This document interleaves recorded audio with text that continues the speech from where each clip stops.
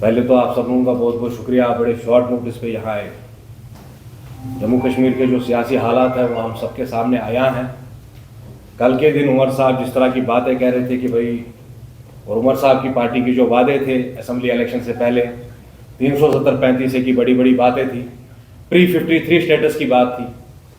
वही उमर साहब जो कुछ दिनों पहले बीजेपी के नेशनल वाइस प्रेसिडेंट जे पांडा से मिले कश्मीर में, वो कल हमारे को बता रहे हैं कि भाई मेरे पास दो ऑप्शंस थी, मैं बीजेपी के साथ नहीं गया, या मैं स्टेटहुड के लिए बीजेपी के साथ नहीं जाऊंगा। पहले तो मैं हैरान हूं, कश्मीर की आवाम भी हैरान है। हम सबको मालूम नहीं है कि ये जो हमारे सियासतदान है, ये बाबा मुफ्ती फारूक अब्दुल्ला टाइप के, ये आखिर कितनी जबानें बदलेंगे यहाँ पे जम्मू कश्मीर में। ये वही लोग हैं जिन्होंने 1996 में वाजपेयी के साथ अलायंस की। परसों के ही दिन उमर साहब यहाँ नेशनल वाइस प्रेसिडेंट जो बीजेपी के हैं जे पांडा, दिन दहाड़े श्रीनगर में गुप्कार में उनके साथ बैठे हुए थे। उमर साहब का जे पांडा 370 वापिस देने वाले कि जे पांडा कश्मीरियों को 53 स्टेटस देने वाले। ये उमर साहब की पार्टी का मुझे समझ नहीं आता है, ये running with the hare, hunting with the hounds.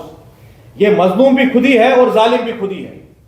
इन जालिमों में बहुत सारे ऐसी जो है कैरेक्टर्स हैं।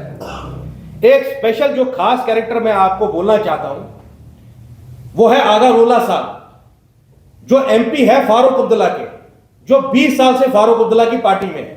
उसी फारूक अब्दुल्ला की पार्टी में जिसने 87 का इलेक्शन रिग किया, उसी फारूक अब्दुल्ला की पार्टी में जिसने सैफुद्दीन सोज को अपनी पार्टी से बाहर निकाल दिया क्योंकि उसने वाजपेयी के खिलाफ क्रॉस वोटिंग कर दी।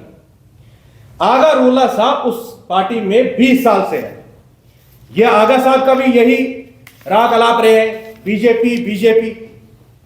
आगा साहब मुझे एक बात बताइए, जब आप उस पार्टी में गए, आप फारूक अब्दुल्ला को एक लीडर तस्लीम करते। उस पार्टी का प्रेसिडेंट फारूक अब्दुल्ला है, नेशनल कॉन्फ्रेंस फारूक का। आगा साहब तो प्रेसिडेंट नहीं है। आगा साहब वहां जस्ट एक मेंबर है और आप अब मेंबर ऑफ पार्लियामेंट है। आगा साहब से मैं पूछना चाहता हूं कि जब वो यूएस 2006 में गए, पहली बार आगा साहब 2002 में इलेक्ट होके आए। 2006 में उनको यूएस भेजा गवर्नमेंट ने एज यंगेस्ट लेजिस्लेटर। मुझे एक बात बताइए, उन्होंने यूनाइटेड स्टेट्स ऑफ अमेरिका में कुछ कश्मीर के बारे में बात की? शेख साहब तो 53 में अरेस्ट हुए, सबसे बड़ा असॉल्ट तो 370 को वही था कि एक इलेक्टेड प्राइम मिनिस्टर को जेल में भर दिया। आगा साहब ने अपनी जबान खोली वहां पे। आगा साहब मुझे बताइए, 2014 में जब असेंबली इलेक्शन यहां हुए, और हम सबको पता है जग जाहिर है उमर साहब बीजेपी के साथ अलायंस करने के लिए तैयार थे, तब तो आगा साहब ने कोई प्रोटेस्ट नहीं किया। 2009 में आगा साहब कैबिनेट मिनिस्टर थे। जब 2010 में 117 लोगों का कत्ल कर दिया गया, उनकी जान ले ली गई किसी हुकूमत के जरिए, तब आगा साहब की ये हाई मॉरल अथॉरिटी कहां थी? जिस हाई मॉरल ग्राउंड पे बैठ के आगा साहब ये सारे फतवे जारी करते हैं, तब वो मोरालिटी कहां थी? तब ये दिलेरी के जुमले कहां थे जब 2010 में हमारे बच्चे मर रहे थे? 117 लोग जहां बाग हो गए। आप सब लोग इस बात से वाकिफ है, पार्लियामेंट इलेक्शन 2024 से पहले फारूक अब्दुल्ला ने डील की बीजेपी के साथ, पीएचडी खत्म कर दिया।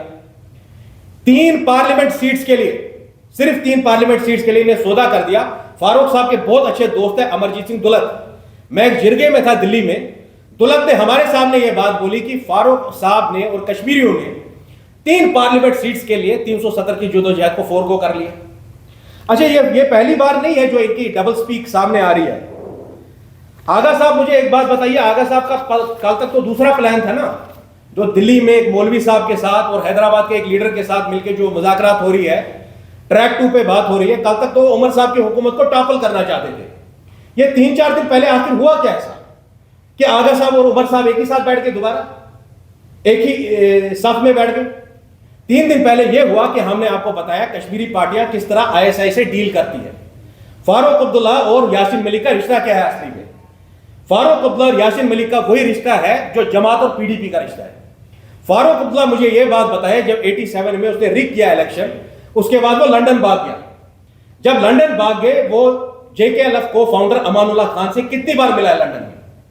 और हिंदुस्तान की हुकूमत मुझे एक बात बताए, जो आदमी आईएसआई के साथ डील करते हैं, महबूबा मुफ्ती का भी यही हाल है, फारूक अब्दुल्ला का भी यही हाल है। एक तरफ ये आईएसआई के साथ है, दूसरी तरफ आईबी के साथ है। एक और, मुझे माफ करिएगा आप लोगों को, बात कश्मीरियों को बुरा लगेगा, एक और हमारे लश्कर मासूमा थे, वो मंडेला थे यहाँ के, वो खुद को गांधी बोलते थे। गांधी ने एफिडेविट लिखा है तिहाड़ जेल में कि मैं आईबी के डायरेक्टर से मिलता था। गांधी जी मुझे ये बात बता दीजिए, आपका और फारूक अब्दुल्ला का क्या रिश्ता है? फारूक अब्दुल्ला अमानुल्लाह खान का क्या रिश्ता है? सियासत का मतलब सारी खाली कुर्सियां नहीं है। आज तक 1 लाख लोग मर गए। मुझे हुर्रियत वाले क्यों नहीं बोलते उन्होंने क्या हासिल किया 40 साल में? हुर्रियत के आज जो लीडर है वो Z+ सिक्योरिटी लेके घूम रहे हैं। जो कल तक पाकिस्तान जिंदाबाद बोल रहा था वो आज हिंदुस्तान का झंडा लेके खड़ा है। जमात वाले कल तक बोलते थे हराम है इलेक्शन लड़ना, 2024 में हलाल हो गया। ये माजरा आखिर कब तक चलेगा? मैं कश्मीर की आवाम को बोल रहा हूं, हमारे पढ़े लिखे यूथ को बोल रहा हूं, मेरी किसी से कोई पर्सनल रंजिश नहीं है। मैं सिर्फ एक चीज चाहता हूं कि हम अपने सियासी मकासद के लिए, चाहे वो 370 हो, 35A हो, मसले कश्मीर का हल हो, यह जदोजहद तो कश्मीर के सियासतदानों को करनी है। ये सियासतदान आम आवाम को क्यों इसके बीच में ला रहे हैं? ये अपने मकसद पूरे करने के लिए कश्मीरियों को कब तक कुर्बान करते रहेंगे? यही 2008 में भी हुआ, 10 में भी हुआ, 16 में भी हुआ। मुझे JKLF के लीडर ये बता दे, जमात के लीडर ये बता दे, कल तक जिनके लिए हराम था इलेक्शन लड़ना, वो ये क्या कर रहे थे? आप तो बड़ी बड़ी बातें बोलते थे, आज तो पाकिस्तान ने भी आपको डिसोन कर दिया। आज पाकिस्तान भी रायशुमारी बोल रहा है, वो आजादी नहीं बोल रहा है। किसने वो स्लोगन आपको दिया? मैं कश्मीरी अवाम से, अपने बच्चों से मोदबाना गुजारिश कर रहा हूं। बेशक हमारी गवर्नमेंट ऑफ इंडिया से ग्रीवेंसेस है, हमारी कांग्रेस से ग्रीवेंसेस है, हमारी बीजेपी से ग्रीवेंस है। इसका मतलब यह नहीं है हमें इनके एजेंडा का शिकार होना है। उमर साहब को अपनी कुर्सी मजबूत करनी है, इसका मतलब नहीं है इसकी जद में हो जाएंगे हमारे बच्चे। जो लद्दाख में हुआ, मैं आपको कह रहा हूं, external agencies are interfering in this, और हमारी LG दोनों हुकूमतें सो रही हैं। ये जो फारूक अब्दुल्ला और महबूबा मुफ्ती कर रहे हैं, इनको कोई फिक्र नहीं है आपकी। आज तक 1 लाख लोग जो है वो कब्रिस्तान पहुंच गए, इनको कोई फिक्र नहीं है कश्मीरियों की। अगर आपका कोई सवाल हो तो आप कर सकते हैं।